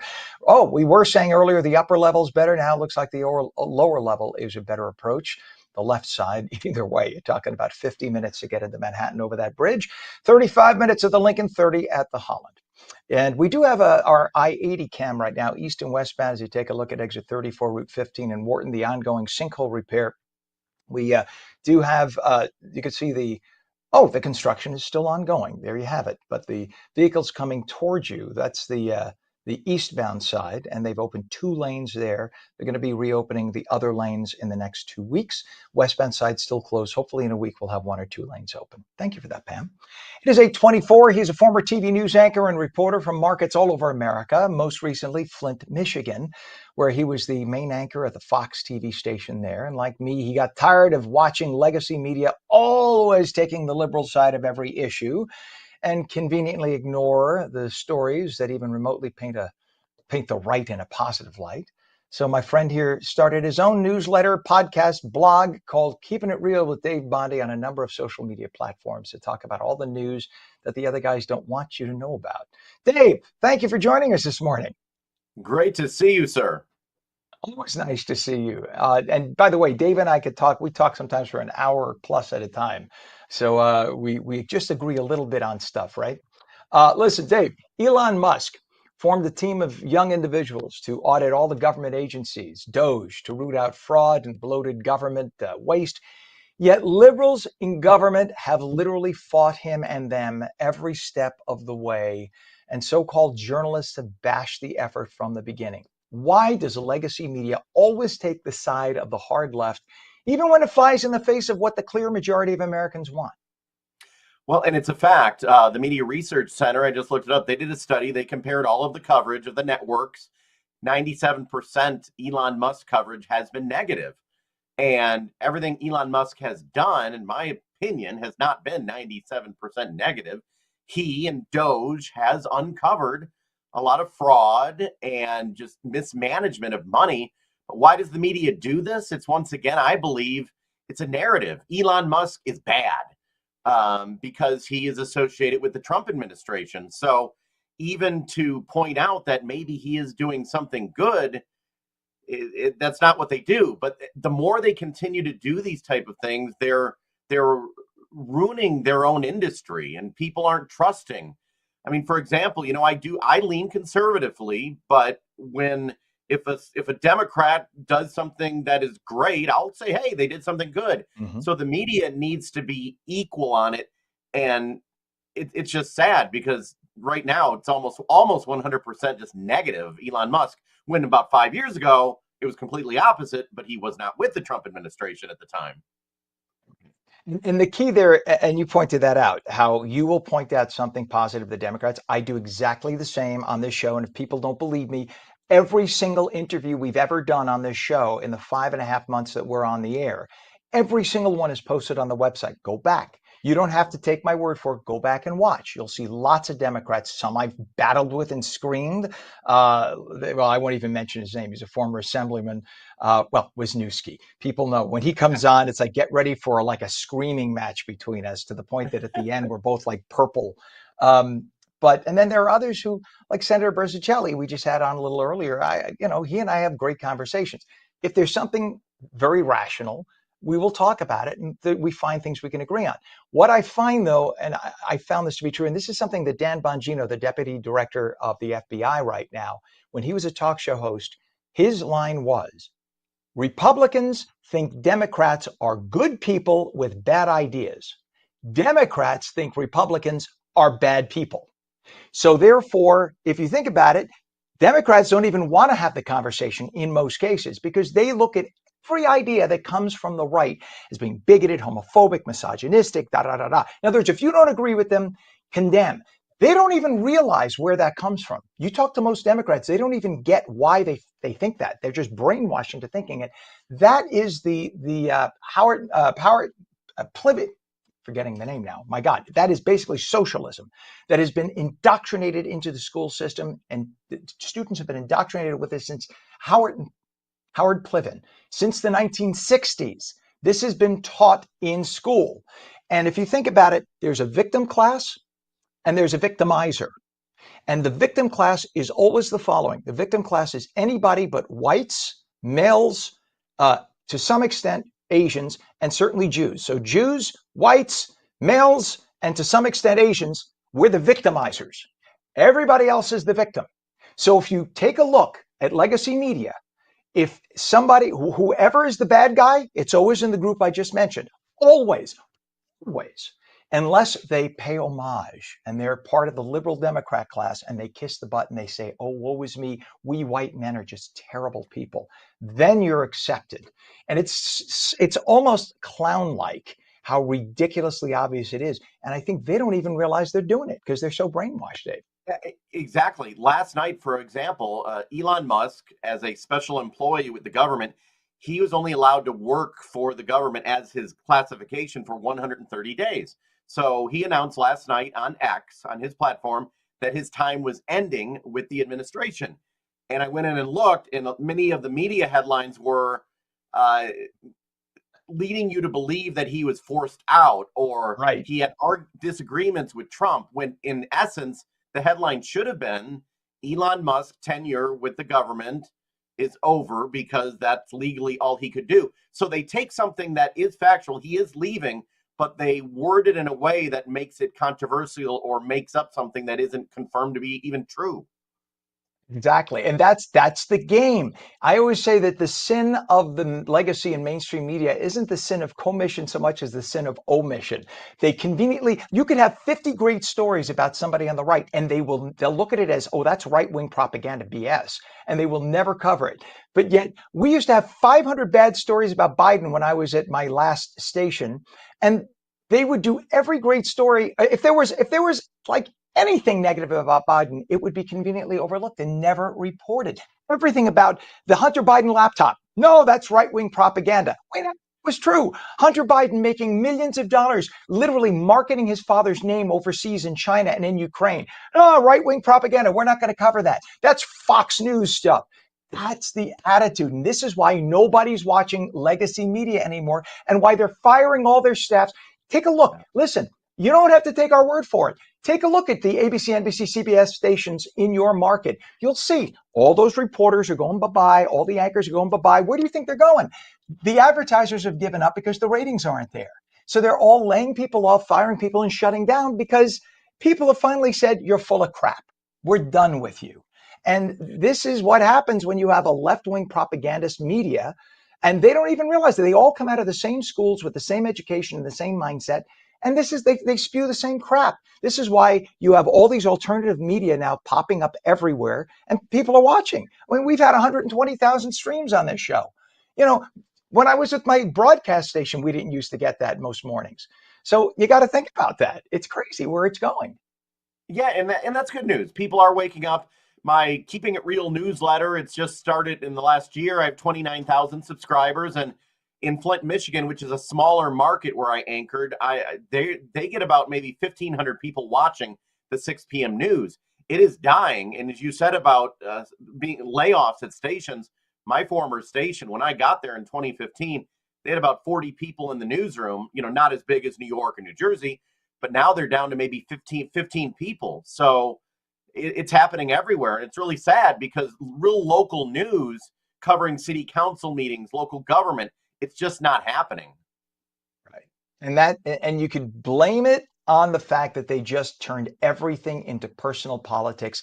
The word journalist or journal, okay, comes from the French jour, which means day, and listos in Greek, which means to chronicle the day. That's what a journalist is supposed to do. It's not to chronicle the day with your opinion.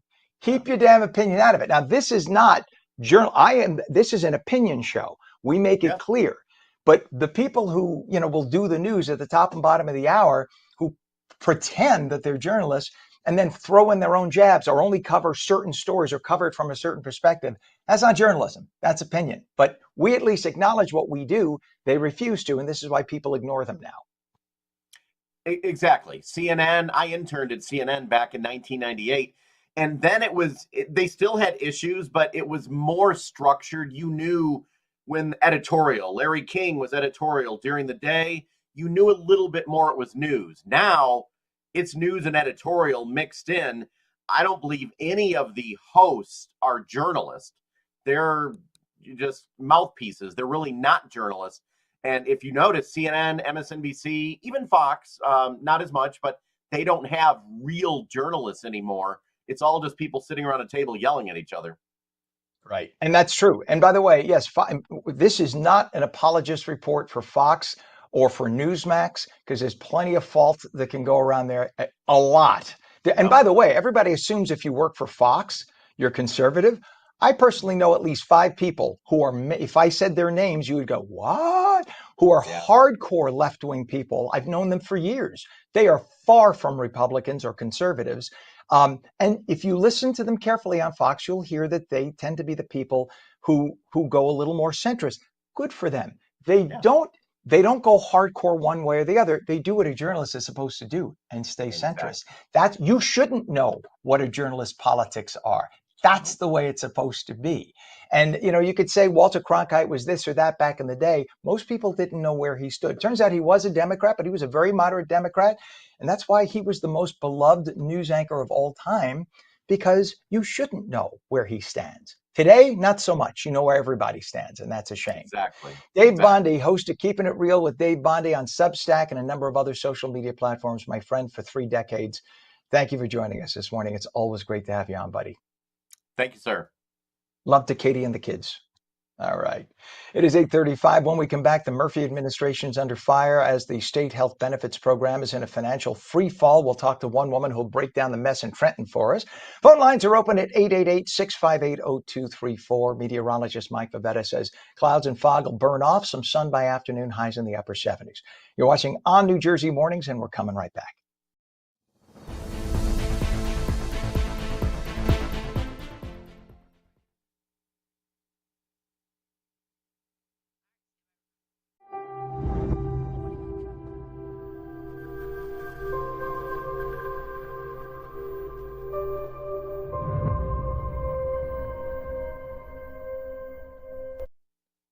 All right, it is 59 degrees now at 8:36, Thursday, May 29th, 2025. I'm Ken Rosato. Welcome back to On New Jersey Mornings. Clouds and fog this morning, some sun by afternoon, highs in the upper 70s. Meteorologist Mike Favetta has the detailed Garden State forecast. Mike, you're saying some spots could even see low 80s? So low 80s today, only because the sun returns in a big way and helps to quickly heat us up into this afternoon. This morning, you see that fog that's lingering, and that is a result of the highest cloud layer and even the mid-level clouds clearing out. That's allowing for the sun to do its job, allow for some fog to return this morning. But when that fog lifts due to the sun later on this afternoon, it'll look much more pleasant and bring back a little bit of warm weather briefly later today. Then the rain returns tonight, even some downpours likely last through tomorrow and through Saturday, and then we have some cooler weather by Sunday, but at least we dry out by the end of the weekend. Still a few sprinkles popping up here, mostly light drizzle along the coastal locations. The future radar not going to show much because most of the steady rain has ended. So for southern New Jersey, we start off our morning cool with temperatures in the low 60s. It is very humid, especially with that fog around, but as the temperature warms into the low 70s, we'll see some breaks of sun later today. We should be at 76 degrees, far from that this morning, but I think we'll see a little bit of warming this afternoon, helping to let those temperatures rise up just a little bit. Now, as far as the rainfall is concerned, going into tomorrow, we're back up at 80%. It's going to be a wet one with some downpours around. Saturday has those scattered storms, and then quite low beginning Sunday and lasting through the Wednesday timeframe, the middle of next week, allowing for that drier weather to take over. And that, I think, will heat things up. You'll see that reflected on the 7-day as well.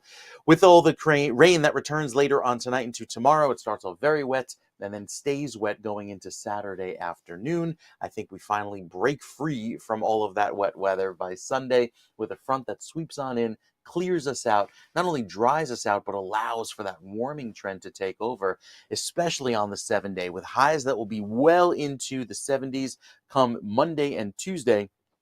Again, that's after another 1 to 3 inches of rainfalls over the next 2 days. Look at next week's highs, all the way up in the 80s as soon as Wednesday. So a big improvement, at least in terms of temperature and weather. That'll bring back some nice dry forecasts for at least the foreseeable future. So still wet going through Saturday. I have a few more days of this wet weather. Again, today we get a little bit of a break with some sun, but it's really looking forward to the Sunday through Wednesday timeframe with a nice solid stretch of dry, clear air. That'll help temperatures warm above average for a change, at least by the middle of next week across some locations in New Jersey. So that will feel fantastic. All right, there you go, sir. We like fantastic, but you do pay for a little bit of rain, but rain is needed. We don't want to get back in that drought situation, so we'll take the bonus No, rain. we do not. That's right. Enjoy your day. Enjoy your weekend, Mike. Always a pleasure, sir. Thank you. We'll catch you again. Talk to you later. It is 59 degrees now at 8:39. The Murphy administration is under fire again as a new New Jersey Treasury Department report reveals the state health benefits program is in a financial free fall with skyrocketing premiums pushing local governments to private plans. Politico calls it a structural unraveling, and taxpayers are footing the bill, as usual. Joining us is Elizabeth Nader from the Common Sense Club to break down the mess in Trenton and what it means for you. Elizabeth, good morning. Thanks for being on with us today. Good morning, Ken. Thanks for having me. Great segment with Dave, by the way. I think we're going to continue to talk about good people with bad ideas. Yeah, there you go. And it gets me because I was a registered Democrat when I was a kid. I was like a hardcore leftist. A lot of my friends don't know what to make of me because I'm a gay, part Latino, former Democrat libertarian, and they're like, well, how do I attack him? So they immediately, you're a conservative. And I'm like, no, I'm not. I could attack either side very evenly, but I just don't like illogic and I don't like corruption. And that's where I stand. Thank you. And that's why the Common Sense Club exists. We're not policymakers, but we're watchdogs. And we're all about the common sense majority in New Jersey, like you. We seek to amplify their voice. So what's going on with the state healthcare plan is crazy. We call it left-wing lunacy, but it really comes down to a lack of common sense. And I think the term used in Politico was death spiral. That's how bad the state plan is right now. It's insolvent for the municipal employees. They are leaving at record rates, really, and leaving behind the sicker community. The premiums are going up by 60%. It's out of control. We are in desperate need of solutions at this point. Look, I live half the year in the state of Florida. In fact, I do this show. You can't tell because the background is the same. Half the time I'm in Florida doing this show, and half the time I'm in New Jersey. I go back and forth. State of Florida, bigger state, much higher population, third most populous state in the country. No state income tax. Yet people who work for the state police and all get paid like they get paid up here. They get paid a lot of money. School system now considered among the best in the whole country. New Jersey's getting much better. Don't get me wrong. The point I'm trying to make is they have a budget surplus in the state of Florida. How is that possible that we pay all this money in state taxes and fees, and yet we're always in the hole and they have a surplus? So really, let's get to the core of it, and it goes across the entire budget in New Jersey. It's mismanagement by the Murphy administration, and this particular situation exactly reflects that. There's a gubernatorial campaign on right now, as you well know, and every candidate has weighed in on this. Honestly, the ones who say it needs to be scrapped and rewritten are the right ones. That's a solution. We need to look to the private sector for how to do this correctly. The private sector is not allowed to be insolvent. The private sector knows how to address issues like this, and they've come up with great solutions. So what do we do about this plan? Well, there are a lot of details, and we've got really smart members who work in this industry. But again, Ken, if we look at the private sector, they're actually making people more healthy. They're actually offering more robust plans that focus on making New Jerseyans healthy again. So we don't have to strip the plan of all benefits. We need to go to more competition, more transparency. We need to audit Blue Cross Blue Shield and see what they're charging the state. And we need different people running this. How about the state treasurer, like the CFO does in a company? That's the one who should be running this plan. I mean, hell with your damn logic. What are you thinking? Uh, It's common sense, right? right? It's crazy. Yeah. Because I think everybody in government, the people entrenched in government on both sides, because it has happened under the Republicans as well. And look at how so many of the Republican senators in Washington, I knew this would happen. The minute they got into power, they went from talking like hawks and cutting the budget. Yeah. Now they get a budget which is already bloated from the House, way too bloated. They get it. And there are Republican senators who are not going to vote for it because they want to put their own crap on it. Stop with the spending. We're 30 trillion in debt. Right. What happened to Doge? I mean, at this point, I think we're all concerned about none of that getting codified. So the state of New Jersey is in trouble. Our budget is bloated. And this healthcare plan is just one of the many examples. So at this point, new governor, new approach. Do we believe a new governor is going to do something different? If things don't change in the Assembly and the Senate, really a new governor may have to call a state of emergency with the healthcare plan. It certainly is in that point. And redo it. It needs to be thrown out. We need common sense. We need to treat our people that work for the state and municipalities with dignity. But we can't go into complete oblivion and have an insolvent plan like we are doing with the pensions. We have to fix this now. We can't keep kicking the can down the road. And that's frankly what Murphy's been doing. Yeah. And a friend of mine whose both parents used to work for the MTA in New York City. They talked about the fact that, my father he was a trainman, motorman at the age of 18. He retired at 38, then became a cop, and he retired that at 58. He collects 2 pensions, and he gets health care for the whole family until he's 100. Well, that's liberals love to use the term unsustainable. That is unsustainable. How do you possibly pay that? This is why we talked about it before. I guess that answers the question. They don't do that in Florida. That's why, and I'm knocking over my equipment here with my Italian hands flailing. That's why.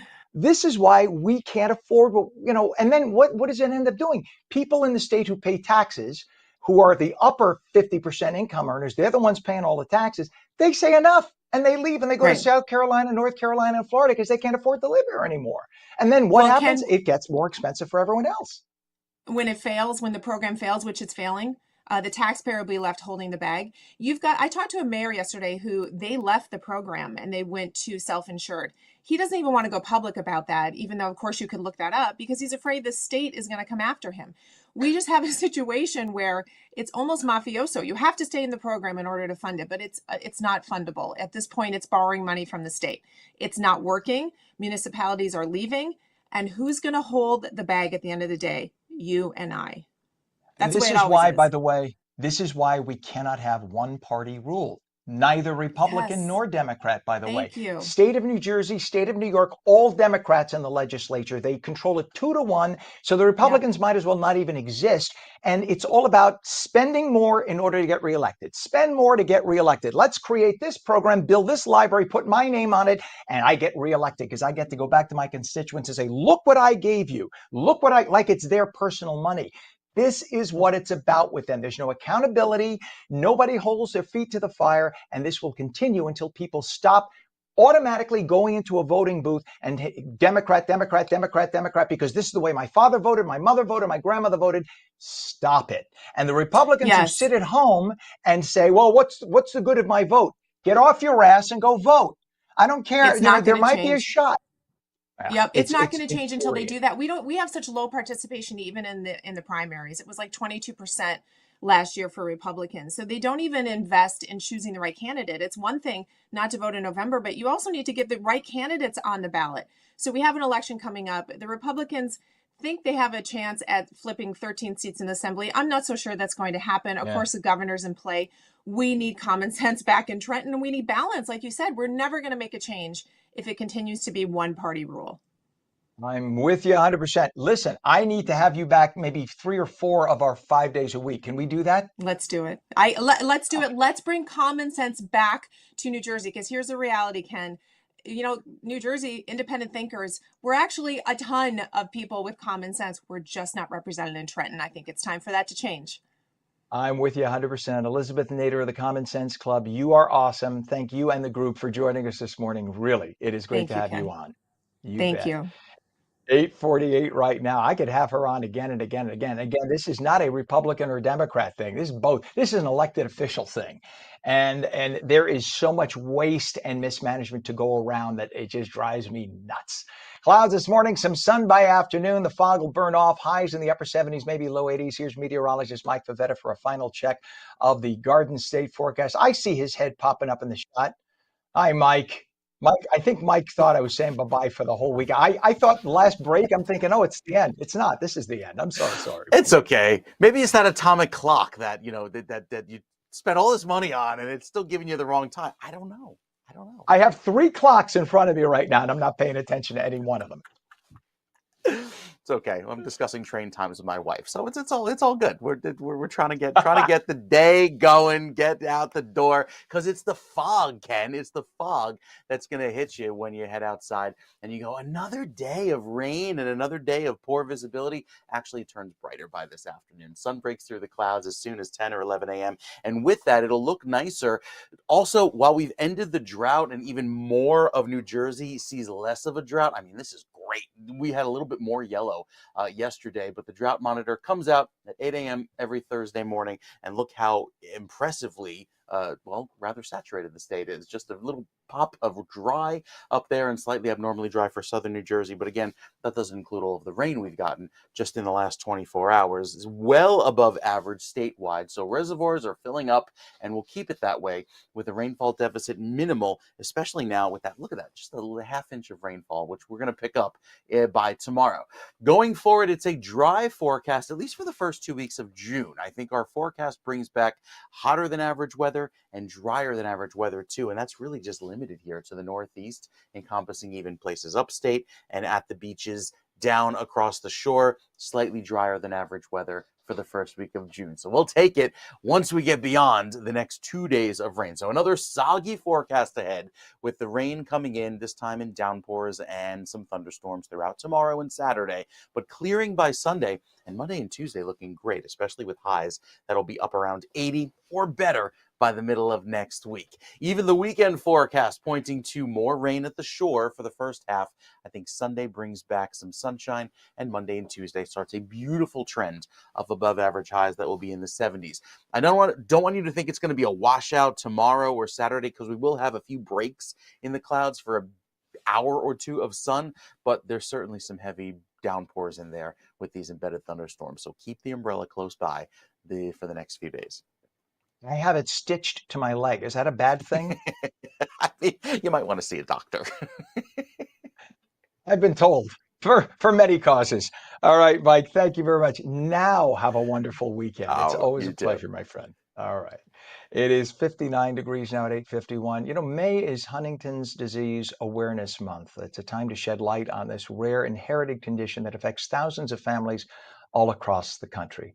And joining us this morning is John Stevens, who is the president of the New Jersey chapter of the Huntington's Disease Society of America. He's here to help us better understand the disease, and it affects people right in their prime, 30s and 40s for the most part, although anyone can get it. He's here to help raise awareness and discuss the key priorities to fight for better care, research, and support. Good morning, and thanks for joining us, John. Good morning, and thank you for having me. You bet. And those who may not be familiar, tell everyone what Huntington's disease is and how it affects individuals and families. Sure. So Huntington's disease is a rare disease. It's a neurodegenerative brain disease that is fatal because there is no cure for it, and there are no treatments to slow down the progression of the disease. And it's an inherited condition, meaning that each sibling of a parent with Huntington's disease has a 50-50 chance of getting the disease. And there's actually a gene called Huntington gene. And with people with the disease, that gene will mutate and release toxic proteins into the brain, causing mental and physical impairment. And as you said, it affects people between the ages of 30 to 50. And typically the lifespan when you first are diagnosed with the disease is between 10 and 25 years.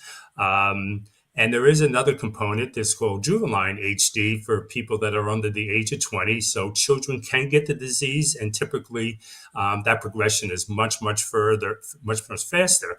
But I will say that Huntington's disease has been characterized because it has the characterizations and symptoms of ALS, Parkinson's, and Alzheimer's disease. So hence the name, the devil of all diseases.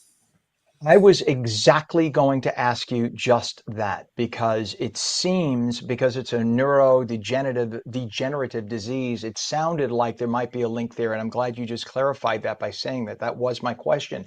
And something tells me that if we continue doing our research in Huntington's and we get some kind of a definition, cause, and cure, that will help all those other diseases as well, because I'm sure it'll all be connected. It's all connected. That's why, from my point of view and from an organization, we're always very curious what's going on with Parkinson's and ALS. And I will say there is a ton of research going on, as you can imagine. But it's amazing what's happened over the last 10 years, and the advancement they're making in the research. And they're actually doing research now where they would go into, in simple forms, go into a person's brain, and the medicine would go right to that gene, and it would turn the gene off so it won't release this toxic protein anymore. So my hope and belief is that within the next year or two, there'll be medicine on the market that'll slow the progression and ultimately lead to a cure. And I'm really hoping that also leads to cure with other brain diseases.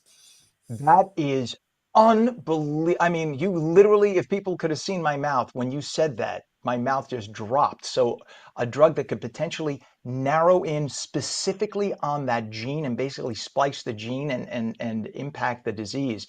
That's an amazing amount of progress. That's huge. What are some of the efforts your team specifically has been involved with, John, to raise awareness in the state of New Jersey?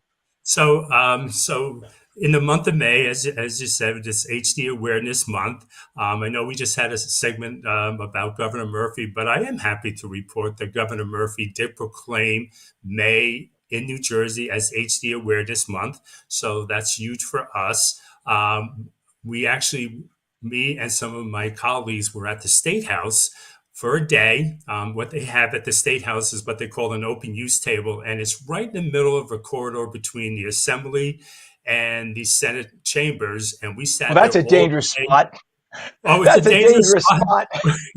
But I will tell you, I will tell you that we had over 15 legislators stop by and talk to us, not just come by and say, hi, yeah, okay, I've heard of it, and take a pamphlet and run. They actually talked to us about HD and awareness and funding.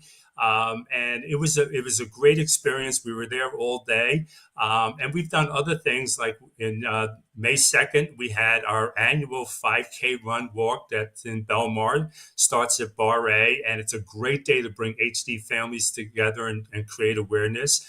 Yesterday, I was at Lisa Chateau long-term care facility in Lakewood, and Lisa Chateau is the only facility in New Jersey that has a wing dedicated to HD patients, and we had an HD day, and families of people with HD and staff were all there. So as much as we can, we're out there trying to create awareness and make people aware about the disease. And we're also using the month to try to get additional funding for our HD clinic, and that's run out of Rutgers University, because the funding's been cut by about 50% over the last 10 years, and we're trying to get that funding back. So, John, we're done. Only because we're down to the end of the show, so I want to make sure we get information. How do people get involved, and what's a website for more information? I want people to take note of this. So if you go to hdsanj.org, our website is there, and we're always looking for volunteers to help out with events, activities. We have so much going on. We have a big event coming up. We're going to be at the Jersey Shore Blue Claws August 7th. We have a Team Hope Walk coming up on September 27th at Roosevelt Park. We have an Education Day coming up in Lakewood on November 2nd. So if you go to that website, it talks about support group, resources, research. Right. John, And anybody that wants to call me, John, we're feel down free. to 2 seconds to the end of the show. I got to Okay, cut you off. We'll have you back. John Stevens, thank president of you. the New Jersey chapter of the Huntington's Disease Society of America. Thank you for joining us. And that, unfortunately, is the show. We're out of time right now, but have a wonderful weekend. Thanks for watching.